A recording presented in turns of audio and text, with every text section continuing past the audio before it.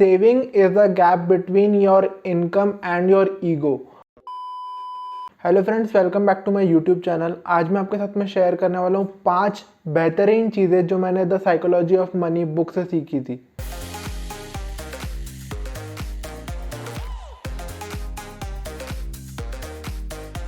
The psychology of money एक बहुत ही अच्छी पर्सनल फाइनेंस एंड इन्वेस्टिंग के ऊपर में बुक है जो कि 2020 में लॉन्च हुई थी एंड अभी तक उसकी ऑलमोस्ट 2 मिलियन कॉपीज़ सेल हो चुकी है। और वो एक ऐसी बुक है जिसको बहुत ही ज़्यादा पसंद किया गया है। तो जो पहली सबसे अच्छी चीज़ मैंने इस बुक से सीखी थी वो है money buys you freedom. Saving is the gap between your income and your ego. जब भी आप पैसे बचाते हो एंड उसको उन चीज़ों पे खर्चा नहीं करते हो जो आपके ईगो को सेटिस्फाई करे या फिर आपके स्टेटस लेवल्स को बढ़ाए, तो उन बचाए हुए पैसों से आप फ्रीडम को खरीद सकते हो।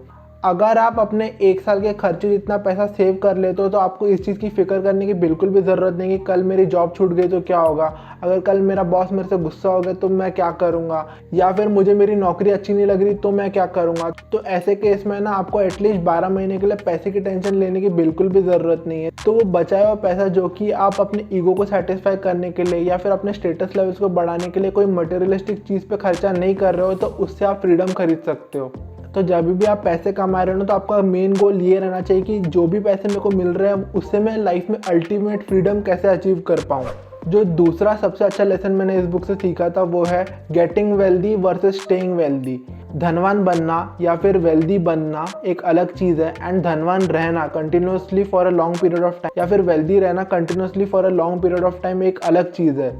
वेल्दी बनने के लिए ना आपके पास में रिस्क टेकिंग एबिलिटी होनी चाहिए एंड एक सेंस ऑफ ऑप्टिमिज्म रहना चाहिए कि करके जो भी चीज़ मैं कर रहा हूँ वो कहीं ना कहीं कभी ना कभी जाके सक्सेसफुल होगा ही होगा। एंड उसके विपरीत ही वेल्दी रहने के लिए ना आपको हम्बल रहना बहुत ज़्यादा ज़रूरी है। उसके साथ में थोड़ा डर एंड सावधानी भी बरतनी चाहिए कि करके आप कोई भी बेवकूफ़ी भरा डिसीजन लोगे ना तो जो भी वेल्थ आपने over a long period of time accumulate की है वो आप गंवा सकते हो। तो धनवान बनना एंड बहुत लंबे टाइम तक धनवान रहने में बहुत ज़्यादा फ़र्क है। धनवान बनना आसान है, धनवान रहना बहुत ज़्यादा डिफ़िकल्ट काम है। जो तीसरा और बहुत ही ब्यूटीफुल लेसन मैंने इस बुक से सीखा था वो है wealth is what we don't see. हम है ना अक्सर क्या करते हैं कि करके किसी भी इंसान की BMW, ऑडी, बड़ा घर या बड़ा ऑफिस देख के हम ये सोचने लग जाते हैं कि ये इंसान कितना ज़्यादा धनवान है, कितना ज़्यादा वेल्दी है। पर हमेशा ऐसा सच नहीं होता कि करके जो भी चीज़ हम अपने आंखों से देख रहे हैं कि वो इंसान ज़रूरी धनवान होगा ही होगा, क्योंकि एक्चुअली में हमको उस इंसान का बैंक बैलेंस दिख ही नहीं रहा है जिससे हम ये पता लगा सके कि करके वो धनवान है या धनवान नहीं है। हो सकता है कि करके उस इंसान ने वो गाड़ी, वो बंगला, वो ऑफिस लोन पे लिया हो, वो सब चीज़ें हमको अपनी आंखों से तो दिखेगी नहीं, हमको उसका बैंक अकाउंट स्टेटमेंट तो दिख नहीं रहा है। तो हम यूजुअली ऐसा अनुमान लगा लेते हैं किसी की मटेरियलिस्टिक चीज़ों को देख के कि करके ये इंसान कितना ज़्यादा धनवान है या कितना ज़्यादा वेल्दी है। हम किसी की गाड़ी को देख के उस इंसान का बस इतना ही अनुमान लगा सकते हैं कि करके इस बंदे के पास में पहले जितने पैसे थे उससे अभी 40 लाख कम ही होंगे क्योंकि उसने 40 लाख की गाड़ी ले ली है।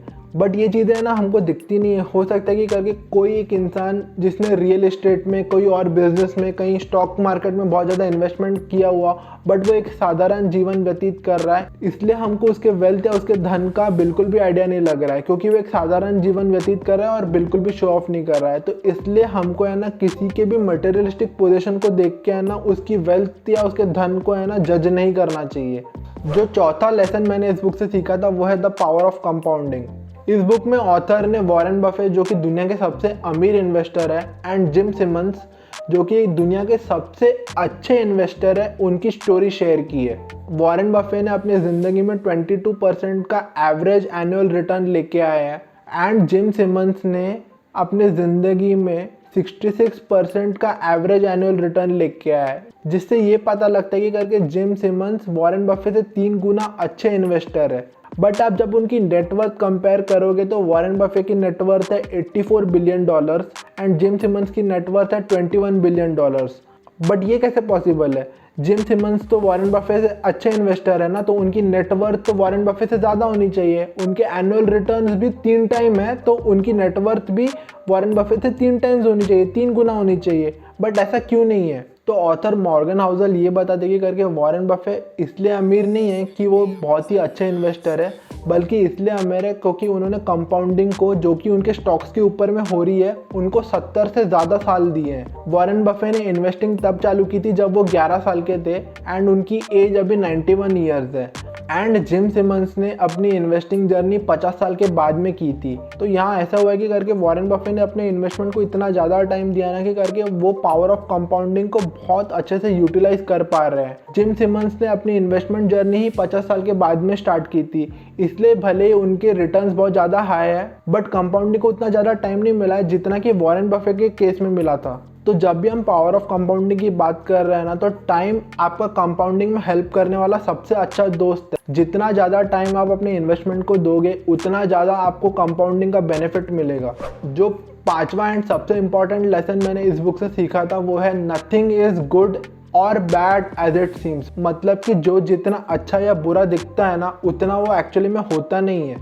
हमें अक्सर लगता है कि करके लाइफ में हम आज जहाँ पे भी है, सफलता के जिस भी मुकाम पे हम आज है, वहाँ पे सिर्फ हमारे हार्डवर्क का ही रोल है।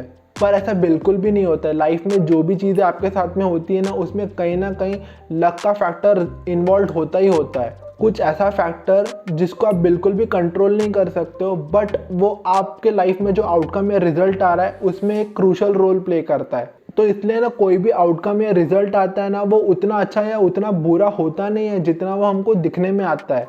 तो अगर आपके साथ में कोई अच्छी चीज़ हो रही है ना, तो उसमें भी लक का इन्वॉल्वमेंट है, एंड अगर आपके साथ में कोई बुरी चीज़ हो रही है ना, तो उसमें भी बैड लक का इन्वॉल्वमेंट है। तो लक एंड रिस्क दोनों भाई भाई हैं जो लाइफ में हर एक डिसीजन में इकट्ठा साथ में चलते ही हैं। तो जहाँ पे भी आज आप लाइफ में हो ना, उसमें रिस्क एंड लक दोनों का एक बहुत ही क्रूशल रोल है। तो इसलिए है ना, हमको ईगो या फिर प्राइड में आके ये नहीं बोलना चाहिए कि आज मैं जहाँ पे भी हूँ वो सिर्फ मेरे हार्डवर्क के कारण में हूँ। नहीं, बिल्कुल नहीं। आज आप जहाँ पे भी हो ना, उसमें कहीं ना कहीं रिस्क एंड लक दोनों आपके फेवर में टर्न हुए हैं, उसका बहुत बहुत ज़्यादा इंपॉर्टेंट रोल है। एंड हमको इस फैक्ट को कभी भी डिनाई नहीं करना चाहिए। तो दैट वाज इट। ये थे वो 5 इंपॉर्टेंट लेसन्स जो मैंने इस बुक से सीखे थे। बुक के सभी लेसन्स बहुत ज़्यादा अच्छे हैं, बहुत ज़्यादा ब्यूटीफुल है एंड आपको सोचने पे बहुत ज़्यादा मजबूर कर देंगे।